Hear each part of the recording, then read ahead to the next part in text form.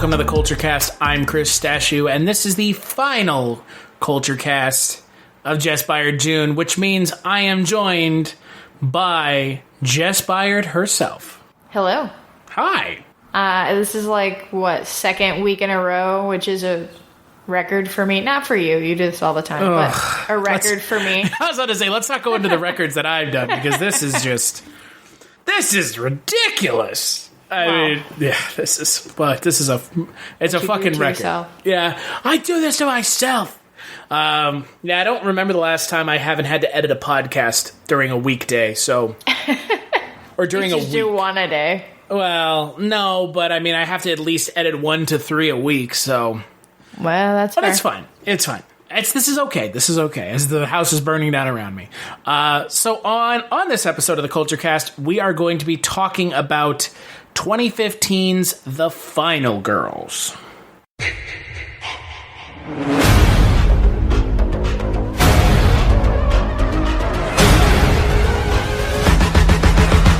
Camp Bloodbath is the granddaddy of all campsite slasher films. Max's mom plays Nancy, this shy girl next door. Nice legs. What time they open? It's cool you get to remember your mom this way. At least I get to see her on the anniversary of her death, even if she is being chased by a psycho.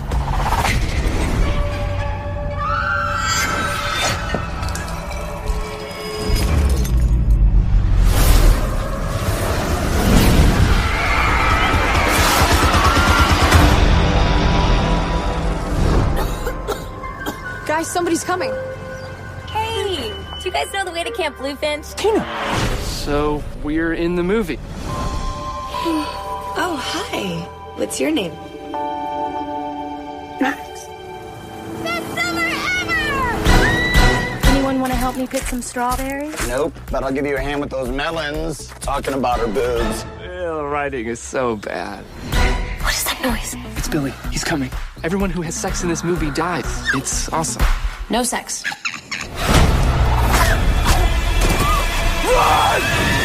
Wait. Selfie time. Dude! How do we get out of here? Movies like this end when the final girl kills the bad guy and the credits roll. That's Paula. That's the final girl. We just have to stay with her till the end of the movie.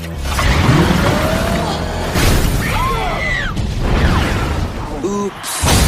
I want to know where they keep the hardware. I want chainsaws and big-ass knives, and I want them now. Guys? What's happening? Why am I colorblind? Am I having a stroke? We're in a flashback. I wonder if all this blood is just corn syrup, like these characters are walking around with just corn syrup in their veins. Oh, no. Oh, God, that's blood. I know in the movie you're supposed to die, but that doesn't mean you have to, right? What do we do now? We fight.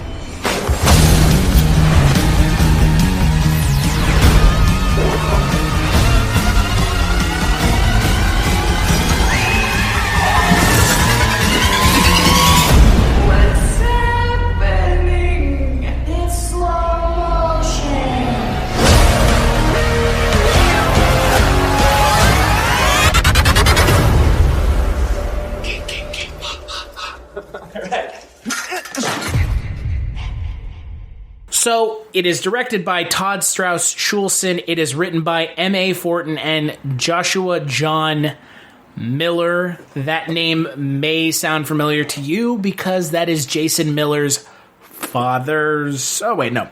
That is Jason Miller's son, who is the half-brother of Jason Patric. Jason Miller played Father Karras in The Exorcist, so a little bit of horror pedigree here with the film. It stars Taissa Farmiga, Malin Ackerman, Alexander Ludwig, Nina Dobrev, Alia Swakat. I mean, it's got a shitload of people. I'm not going to name everybody. Holy cow. Right. And the film is essentially Last Action Hero meets Friday the 13th. Taissa Farmiga's character and her friends are sucked into her mom's film, Camp Bloodbath.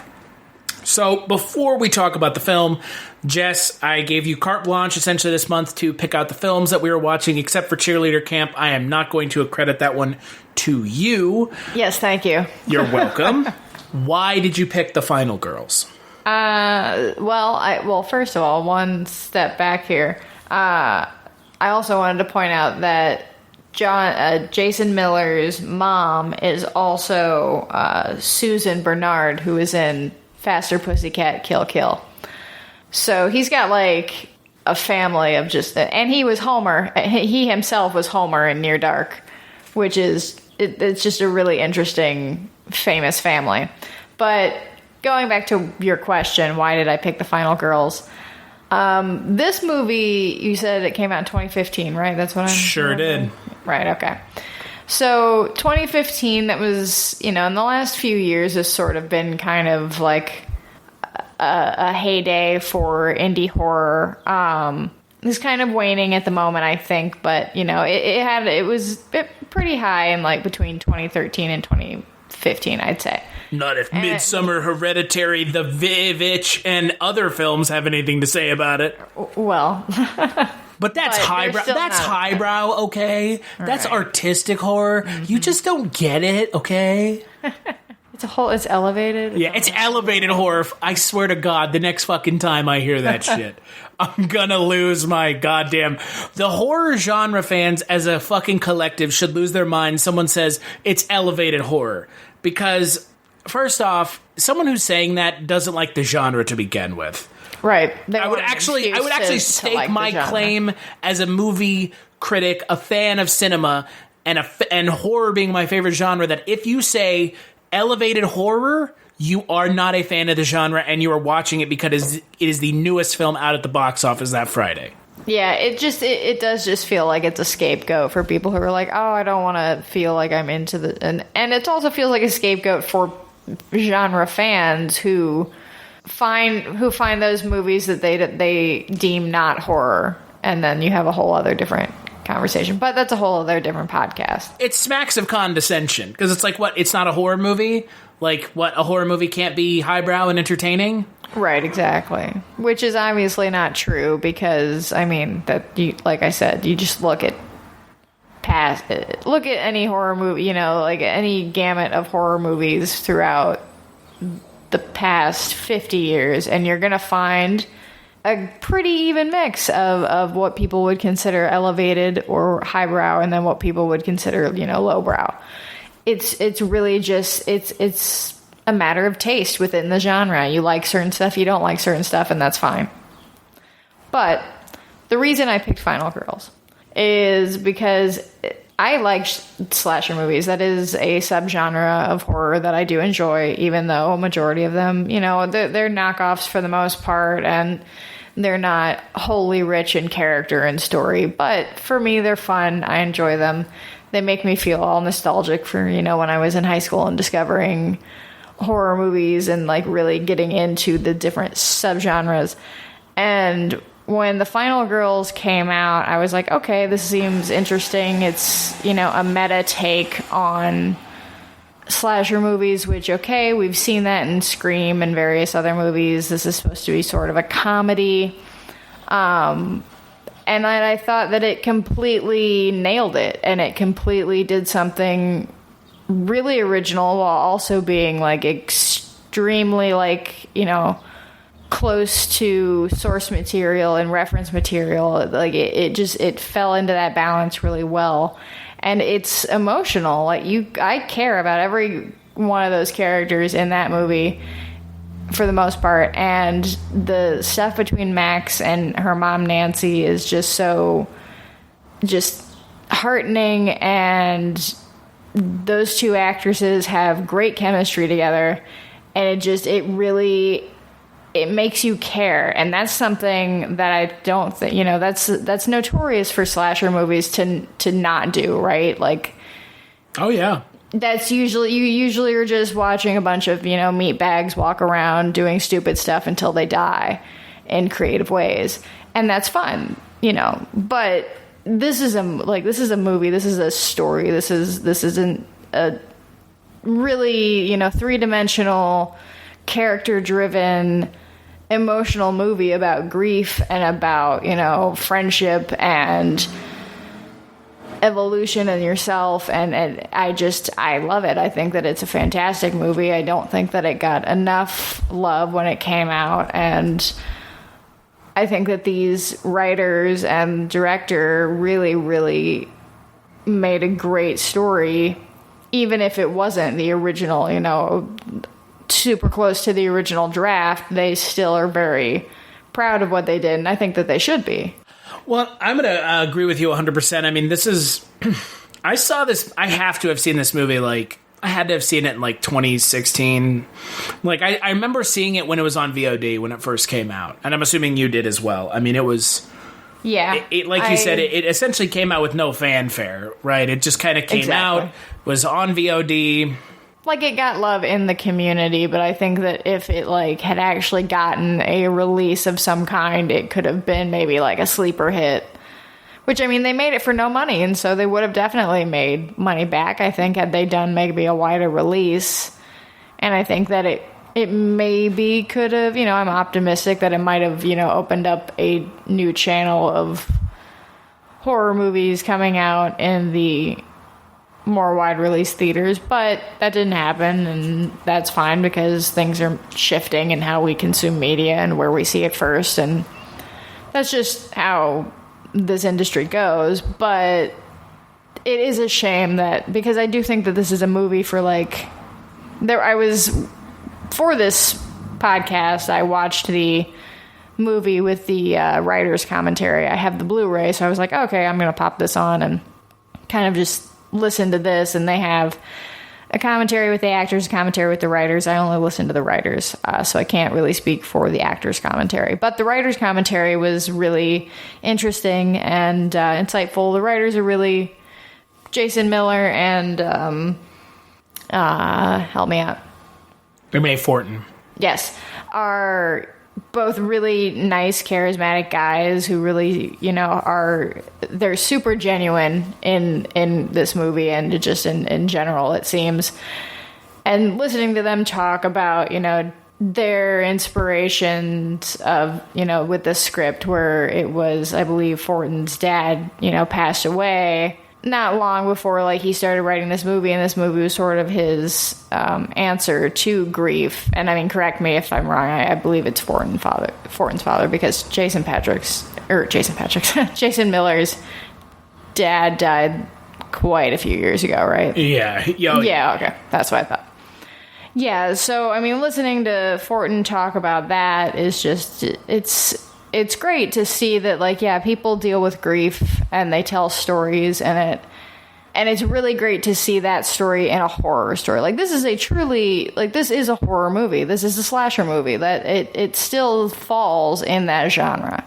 Oh yeah, and there's a lot that is okay. Look, like you said, Scream has kind of become like the beacon of what we talk about when we talk about, like, satirical horror films and, like, films that kind of are meta and poke fun at themselves, but also at the same time tell an interesting story. I mean, you know, it's not really parody, because sometimes when parody exists, it feels like it's kind of devoid of a story and it's just existing to, like, poke fun.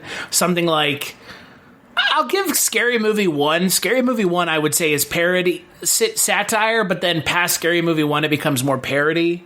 Yeah, it's just basically just a bunch of skits. Just sight gags. Fun of the movie, yeah, exactly. Yeah. And so with something like this, it's satirical and not a parody, but it also, like you said, happens to also work on a level as a actual slasher film. I mean, there's, like you said, there's characters you care about. There's all the things that I appreciate about horror are in this movie. Mm-hmm. However, it also is done in a way that feels new and exciting and interesting, because it is that mechanic of, well, they go into the movie.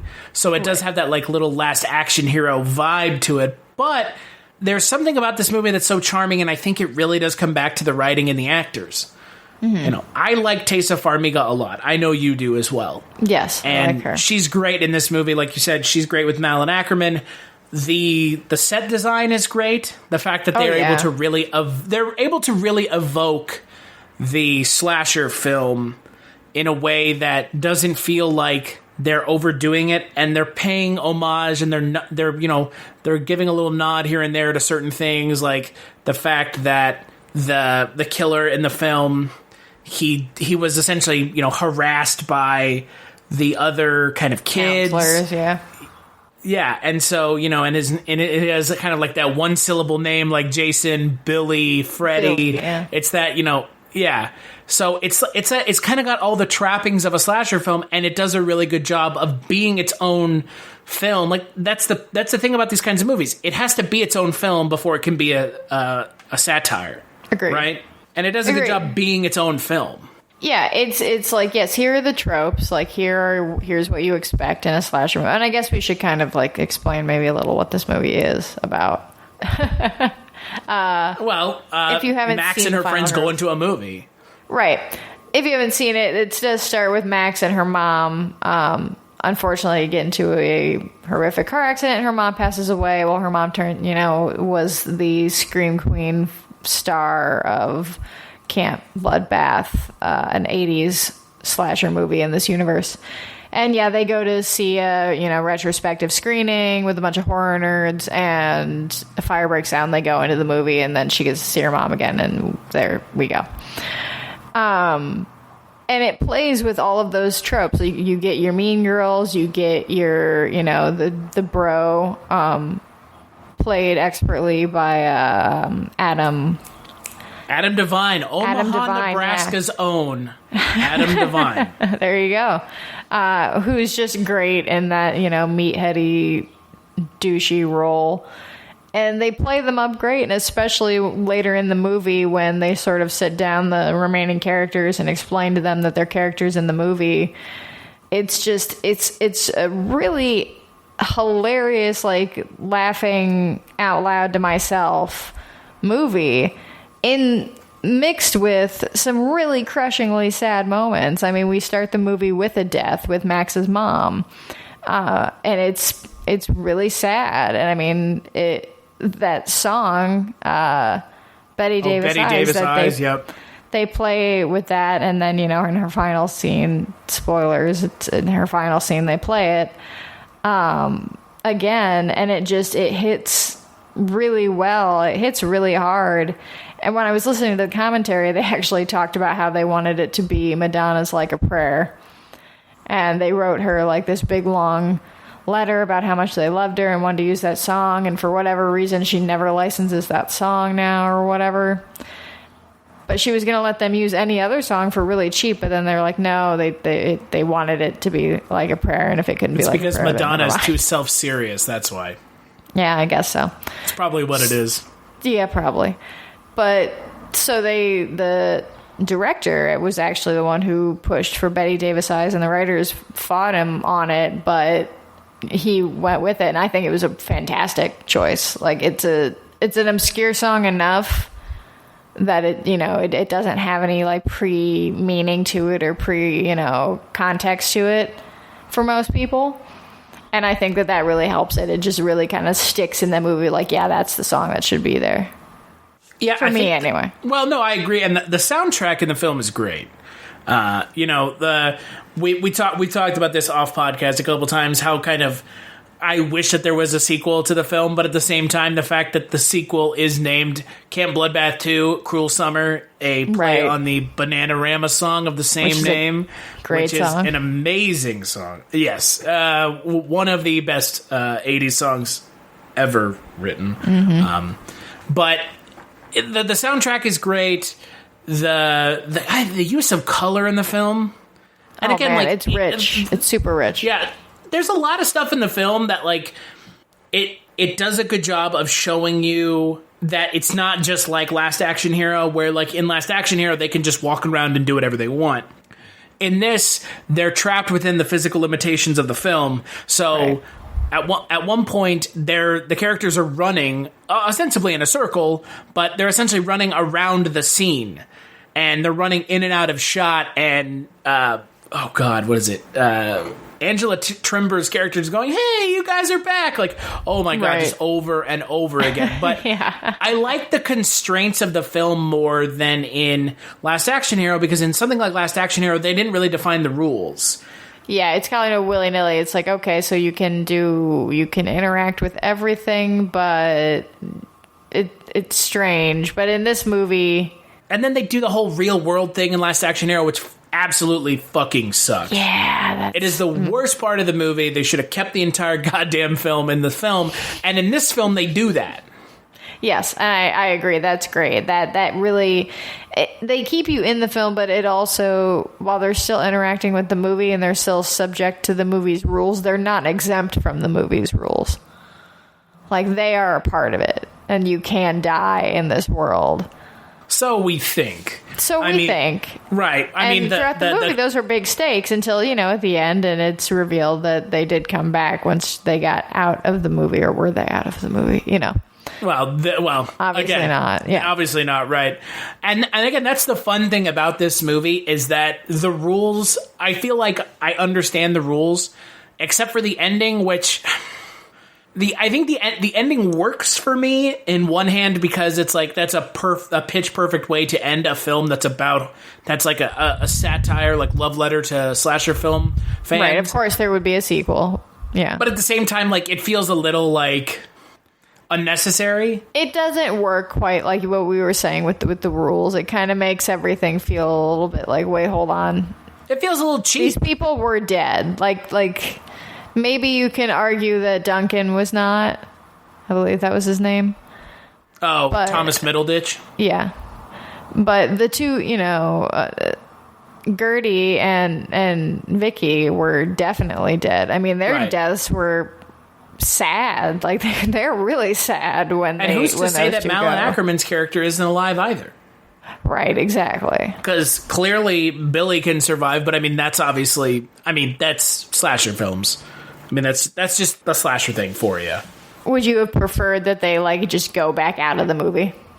I mean, if it had been me, I would have just done that because I don't look. I mean, the way they told the story is almost so perfect that the ending just what I would have done is probably had them wake up in the movie theater in the alley behind and them have injuries, all of them, but them all still alive. I don't know, because you could kill the injuries characters similar to what their injuries were in the movie. Yeah, but the characters are still alive.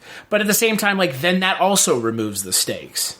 I think, kind of, because you could just you could end it with a wink and a nod to a sequel, where it's have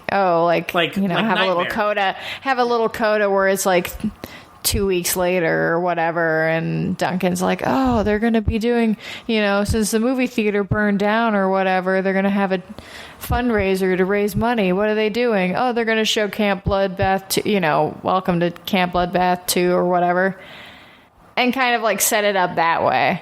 I think that could have worked, but I don't mind the way they did it. I think it was fun. I think it was kind of if we're going to go with, this movie was a slasher movie, so we have to have all the tropes, and the tropes include having a, improbable transition to or segue into a sequel. There's always okay, that doesn't make a lot of sense, but I guess we'll go with it.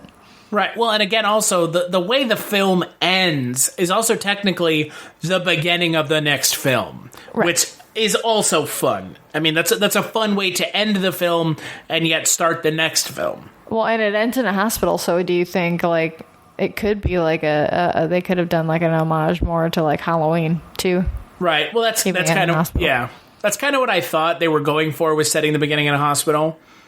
But I also like how Max just, takes it to Billy right at the end of the film. She goes after him, which, again, it's fun, and it kind of breaks kind of what is expectations for horror slasher film sequels with the character from the first film, because normally they just are murdered essentially in the first 5 minutes of the movie.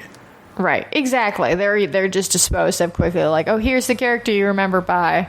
But I think it also kind of sets it up to where you don't have to have a sequel either, because you can just say, oh, well, that happened. He busted through and we just assume that she attacked him and then whatever. Okay, fine. Yeah. But outside of the ending, there's a lot of fun stuff. There's a credit roll. There's the thing where it's quick, back into the flashback. There's a point where they get Max. Max tells her mom, Nancy in the film, her mom in real life, to start the flashback again as Billy's about to attack them, which takes them out of the scene into the flashback, so they have a second to get away. I thought that was really interesting and fun. Again, it's playing with what your notions are about how the subgenre works. And I think that's really fun. Yeah. Yeah. But again, it makes sense in the scope of the film. And it is interesting that, like, neither of these... Well, the director... What else has the director done? Isn't It Romantic? No, I haven't seen that. That was the most recent film that he's done. That's what Rebel Wilson, I think. Oh, okay. So, but he's not a horror movie. No, but filmmaker. Isn't It Romantic is a film that I haven't seen it, but it's that film with Rebel Wilson where she gets trapped in a romantic comedy. Right. So he's got a very specific niche. Hi, I'm Todd Strauss Schulson, and I am casting myself into a very, very, very small subsection of films. Yeah, like, okay, so it would be like you find yourself in a horror movie, you find yourself in a romantic comedy, you find yourself in a post-apocalyptic movie. Yeah, that's probably the next one. I don't know why he's going that direction, but I've heard that movie was pretty good. I heard from, people that I would expect who would like it. Like, that's fine, and I'm sure it is good for, that kind of movie, but it's just not. That's just one of those things where I don't like Rebel Wilson, so... Well, that's fair. I'm not a fan either. But I think it's just one of those things where it's like, no, that's just a whole genre of movie that's just, I'm not all that into it. I'm good. I don't need to be. I have a lot of other movies I'll never have time to see, so... Well, and that's the thing that's fun about this movie, is you don't necessarily have to be a fan of the genre to appreciate this movie. No, not at all. Like, this movie would be... This movie you can show to pretty much anybody, and I think that anybody could at least appreciate that it's, a funny movie or, an emotional movie, whatever. I think everybody can find good in it, something in it to like. And I think it would be a good, like, kind of starter horror movie to show somebody, because that's kind of like... When I was first getting into the genre, I enjoyed watching movies that had, like, a lot of references to, like, classic horror movies and other things, because then I enjoyed, like, okay, this is a reference to this is a reference to this, these are the movies I need to see. So, kind of, I think this fits right in there, where you would be showing this to a new potential fan and going, here you go, this is a really, exceptional way to do a slasher movie, and then these are all the movies that it's kind of referencing and that, it's having homages to, and here, you should check these out. And that's, for me anyway, that's how it worked. Well, and the other thing about this movie is, similarly to Scream, like we said before, if it can stand on its own as not only satire but also a good film, that is the kind of testament of quality for something like this. And the horror genre feels like such an easier genre to do something like this in, because there is so much stuff in the horror genre that is so iconic, right, and so stand out and so memorable for so many people. I think my biggest problem with this film, I mean, as much as I'm not a huge fan of the ending, my biggest problem with this film is that it's rated PG-13. It really does it. Like, it almost feels like a cop-out. Right, and they talk about that a lot in the commentary. Miller, because I know it was a studio thing. Yeah, it was Miller a studio and Fordue mandate. So there were a lot of studio things. So initially, like, New Line was going to do it, but they wanted to get rid of, like, all the emotional stuff and just kind of make it more of like a comedy parody and whatever, and kind of gut the actual heart out of it. So they were like, no, that's not what we want to do. But yeah, the initial drafts of the script were way darker. They wanted it to be much more like a horror movie, like not so fun and poking fun at itself, but like them actually be in a slasher movie where people are like, scared and dying, not just like, played for laughs. But they also had a draft where the characters, as they were in the movie for so long, their bodies were starting to morph into like stereotypical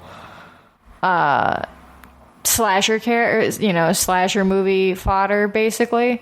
And so they had like a couple female characters who were, a little, not as attractive or whatever. And so like as the movie went on, they would start getting those qualities, and like one would become like a mean girl, and one would become, what would be the final girl, whatever. So that's kind of an interesting concept, but all of the original drafts, I guess, were just much darker and much more, gory and more, I guess the stakes would be a lot higher, because a lot of the drafts ended with like Max getting out and all her friends were still dead, and all this stuff still happened, and now she's even more alone, and that was just ending in like sad, like just more sadness on top of the grief already. And I would like a more R-rated version, sure, in the like gore factor and all those aspects, but I like that she still gets those nice moments with her mom in those sequences, because I think that's what makes the movie. And so I'm glad that stuff is in there, as opposed to making it a lot more gritty and gruff towards the characters. Yeah, I'm not sure I miss like the graphicness. I think just the dialogue, I think, you know what I mean? It lacks like lacks like a fuck here and there. Yeah, exactly. Like, yeah, I agree. It should have a much more like colorful adult blue, however you want to characterize it. I mean, a slasher movie script. I mean, yeah, they're not, super, super raunchy, but, you get a few fucks here and there, and you get some... This movie is pretty devoid of, like, adult language, I guess, it's a PG-13 movie, it is... And there are times where it feels like one, and again, also, when you have a slasher film, you expect there to be some interesting kills. And while this movie doesn't really need them, it could have used one or two just to further reinforce that it is, a slasher film. Because ultimately, it is trying to be a slasher film on its own. Right. And without those, it feels a little... It feels like it needs some of that. Yeah, no, I agree. I think, I mean, there's not a lot of blood either. Yeah, like you said, like there's just... And not like... I don't mean like super graphic blood, but there's really like when Duncan gets hit with the machete, it just sticks in him. Like that's it. Like you don't see anything else, and it looks kind of goofy. And I think that some of that like makes it, like you said, a little bit more vanilla. It doesn't push the envelope as much as it could. And I think that is a missed opportunity. All they needed to do is add in like a little line about how like, oh, we must not be able to be killed the same way other characters in the film can because we're from the real world and we're not characters. Something like that, right? I mean, something to that effect, just to acknowledge it, but obviously they didn't. So, I think that's just kind of, again, it's just with a slasher film homage, blood and nudity are missing. And it's like, yeah, it's unfortunate, but again, like, true. But so much of it is made up for by how great the writing is and how heartfelt it is. Yeah, I think it kind of just... Unless you're really like, oh, fucking, I want that. Like, I want some nudity. I want some tits and ass, which is like... I mean, I have had enough of it this month. With fucking cheerleader camp alone was more than enough. But the story is what carries this film, and the characters are what carry this film. And... and that's what makes a good movie, not just like a good slasher movie. I mean, slasher movies have gratuitous nudity and violence because they don't have story. Like that's what people come to see or what they came to see for the most part, or at least that's what filmmakers thought. I mean, Friday the 13th made a bunch of money, so then a whole bunch of people made a whole bunch of knockoffs saying, "Hey, this must be what people like," but that lasted for that decade, and then it went away in a pretty big way. It came back a little bit in the 90s in a more polished, like way with I Know What You Did Last Summer, and that weird 2000s-y gloss. And Scream. And Scream's a little bit different. I mean, Scream's a good movie. Scream is an amazing movie. And but we'll never do a podcast on Scream because what the fuck can we say about it that hasn't already been said? Exactly. But I mean, and then slasher movies kind of went away again after that little blip again, and that's because you can't it's hard to do something original or different with a slasher movie because it was based on such a simple formula. Like, that was literally what it was, is all these directors after Sean S. Cunningham and everybody, like, they just started doing the exact same thing. So you get the exact same movie with a bunch of different killers. Some of them are more creative than others, and you get different things out of them, but nothing really came out of that until this movie came out. And then I was like, okay, that's how you do an interesting slasher movie again. And yeah, you can argue that there's movies been like Hatchet and others that have come out over the years sprinkled throughout, but I don't think I would contend Hatchet is just a straight up slasher movie. It is, but I mean, and it has the casting homage thing where it's like, we're gonna have Tony Todd or Kane Hodder is gonna play Victor Crowley, but like, those movies are just bucket of blood movies, and that's fine. I mean, they have their place in slasher film, but you know, as much as I like Adam Green, his Victor Crowley movies are not, like Victor Crowley and Hatchet, they're not my favorite movies that he's made. I would agree. I think that they are. They're just new. They're just well done slasher movies set now with references for fans. But this was like a story that was set inside of a slasher movie as a vehicle. Like, the slasher trope itself was the vehicle for the story and the characters. And that, I think, is just like a really interesting way, like, that these two writers collaborated. And that's, right. I think, it's an excellent example of a collaborative writing endeavor.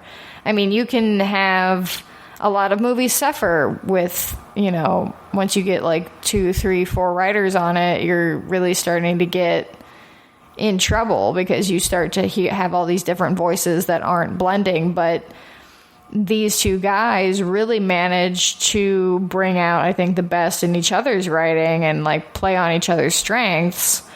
And having a director that wasn't, you know, specifically a genre director, I think helped because he wanted to go with that brighter color palette and that, you know, more rich overall contrasty vibe rather than a dingy, dark, gross looking old camp. Like, it looks like a pleasant place, and that's what these camps looked like then, you know, like to kids going to them. And so it's nice. It really captures that actual feeling. Like, you feel like you're in that place.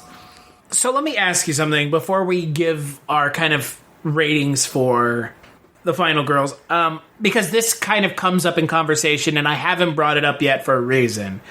I really like The Final Girls a lot, and I would put it up on a pedestal of films worth seeing, and it didn't get the wide release that the film I'm about to mention did because the people behind it weren't as high profile.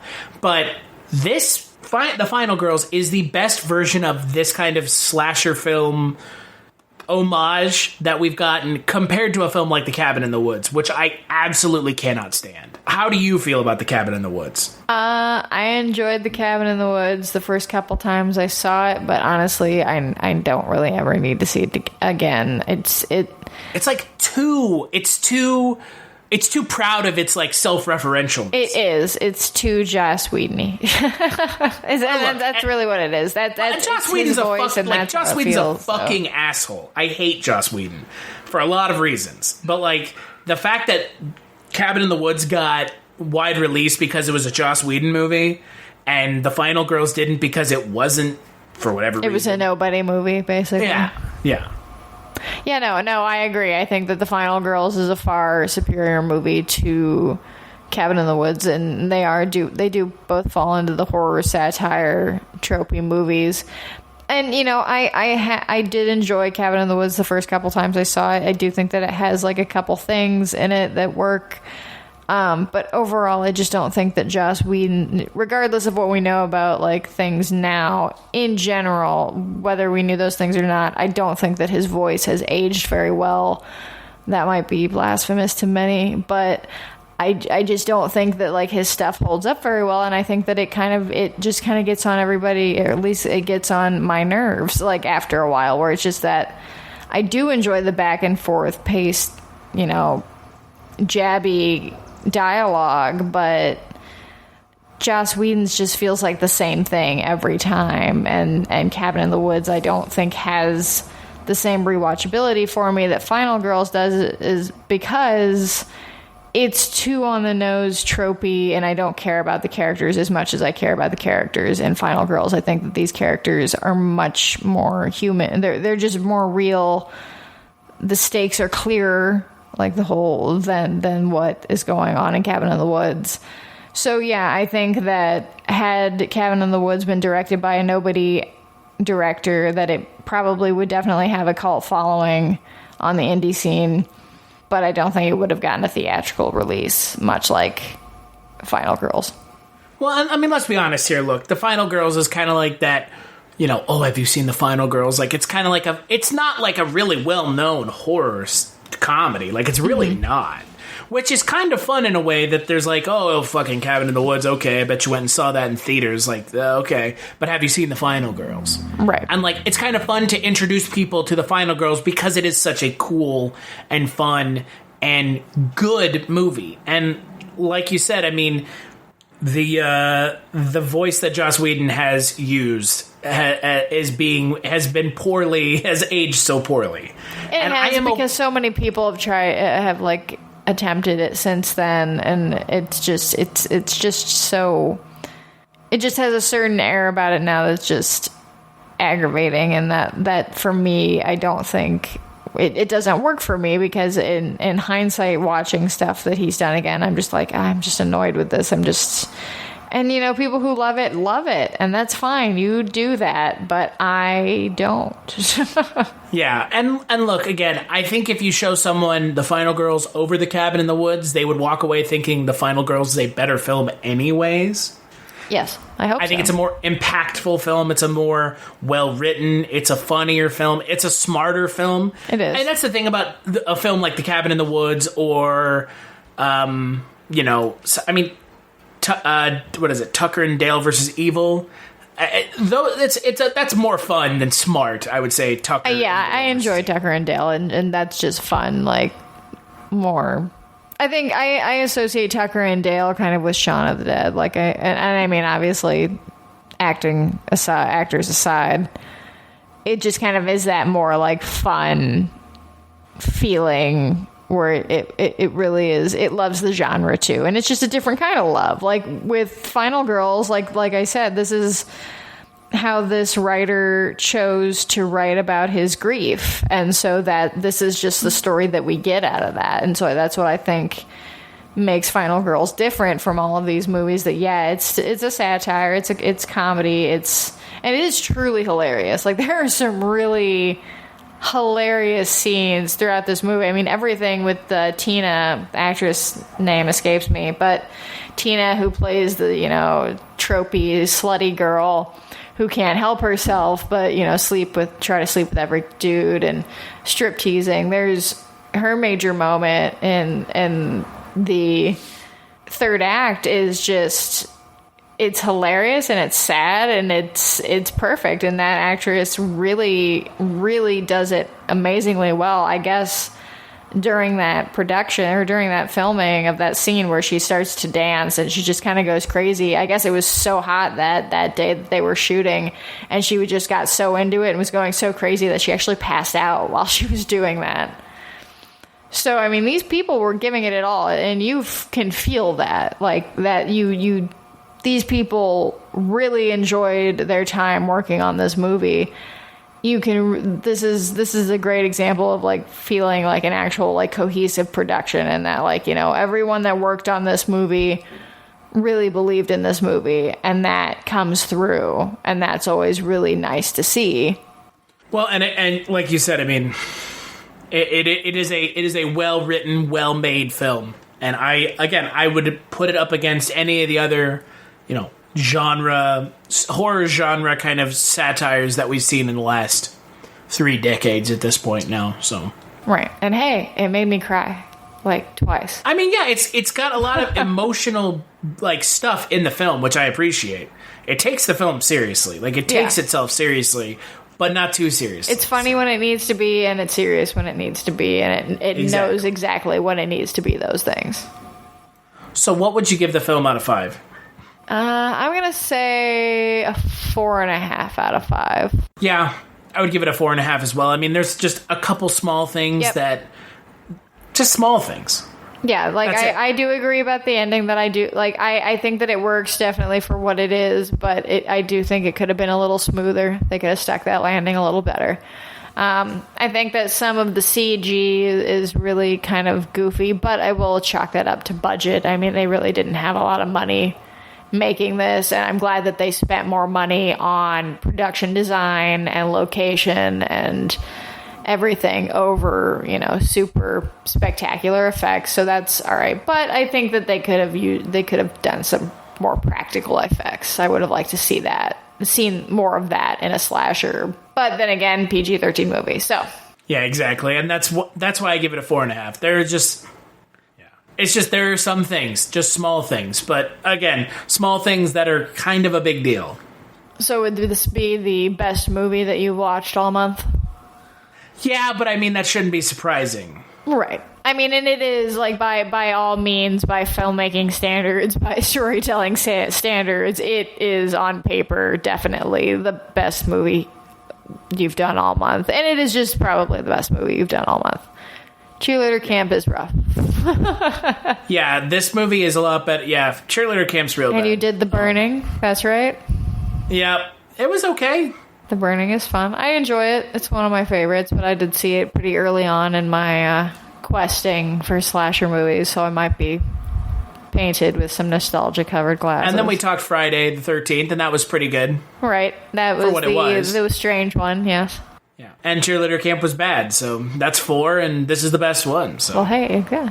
That's more winners than losers, I think.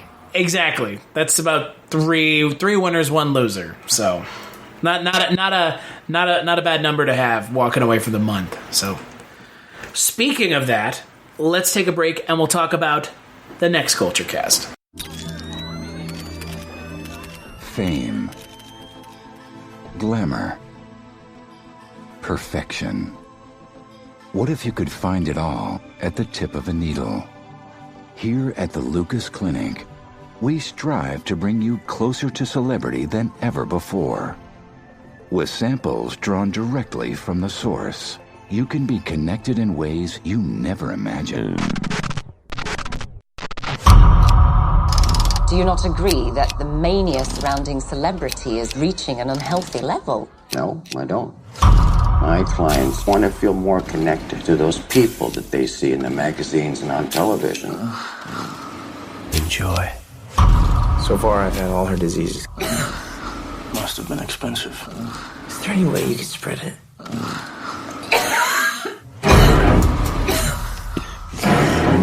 What happened to Hannah, guys? That's pretty shocking.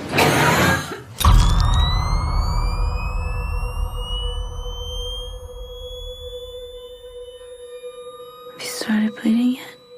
Bleeding? From your mouth. I don't understand how this isn't considered cannibalism.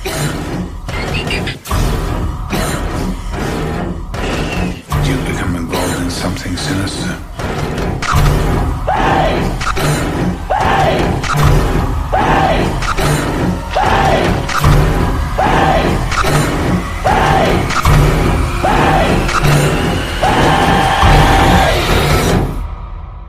It's a weird business.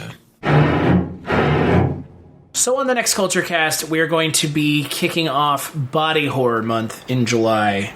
We're going to be talking about Antiviral. That is David Cronenberg's son, Brandon Cronenberg's film. I'm going to be joined by everyone's favorite podcaster, Mr. Mike White, the scholarly podcaster that he is. We're going to talk some body horror. Until then, where can people find you, Jess? You can find me on Twitter at writer Jess Byard. You can find me on Instagram at the same handle. That's pretty much it. I'm working on some other places you can find me, so that might be a stay tuned. But until then. And you can find me on Twitter at casualty_Chris. You can find the podcast on the internet at culturecast.com. We're also on all podcatchers, both iOS and Android. Give us a favorable review on iTunes. That would be super helpful. Or on Spreaker. That works too. Big thanks as always to _91 for the intro outro music for the Culture Cast, and we'll catch you on the next one.